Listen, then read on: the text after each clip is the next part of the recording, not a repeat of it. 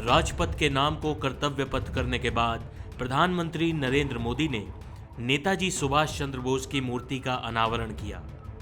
प्रधानमंत्री मोदी ने नेताजी को अखंड भारत का पहला प्रधान बताया। ये किस्सा बेहद कम लोगों को मालूम होगा कि 15 अगस्त 1947 से पहले ही नेताजी सुभाष चंद्र बोस ने भारत की आज़ादी की घोषणा कर दी थी।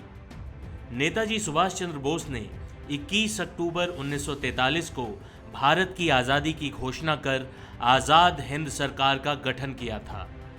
इसका मुख्यालय सिंगापुर में था।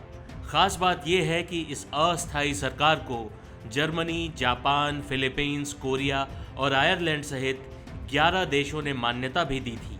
इस सरकार का खुद का कोर्ट, करेंसी, सिविल कोड और राष्ट्रगान भी था। शुभ सुख चैन आज़ाद हिंद फौज का राष्ट्रगान था। यह गान रविंद्रनाथ ठाकुर द्वारा रचित भारत भाग्य विधाता नामक बांग्ला कविता पर आधारित था। अस्थायी सरकार की घोषणा के साथ ही नेताजी ने खुद को हेड ऑफ स्टेट यानी राष्ट्रपति, प्रधानमंत्री और युद्ध मंत्री भी नियुक्त किया था। इस सरकार में अन्य मंत्रियों को भी जगह दी गई थी जो आज़ाद हिंद फौज से जुड़े हुए थे। जब आज़ाद भारत में नेताजी ने फहराया तिरंगा।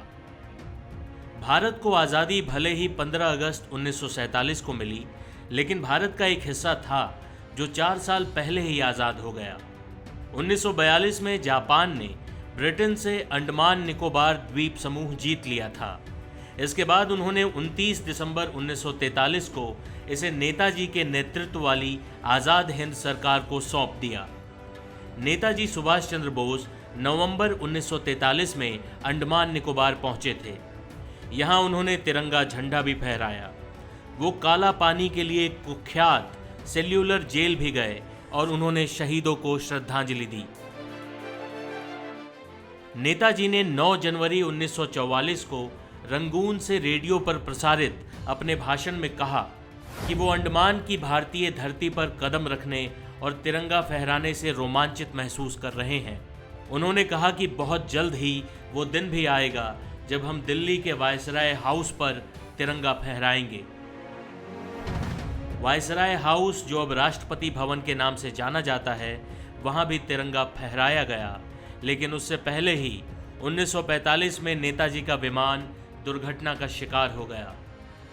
कर्तव्य पथ पर नेताजी की मूर्ति के अनावरण के वक्त पीएम मोदी ने इसलिए ही उन्हें अखंड भारत का पहला प्रधान कहा, क्योंकि जिस वक्त नेताजी ने आज़ादी की घोषणा कर आज़ाद हिंद सरकार का गठन किया था, उस वक्त भारत का विभाजन नहीं हुआ था।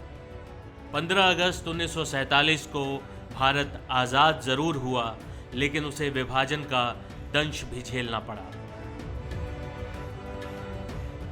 टाइम्स नाउ नव भारत डिजिटल की रिपोर्ट।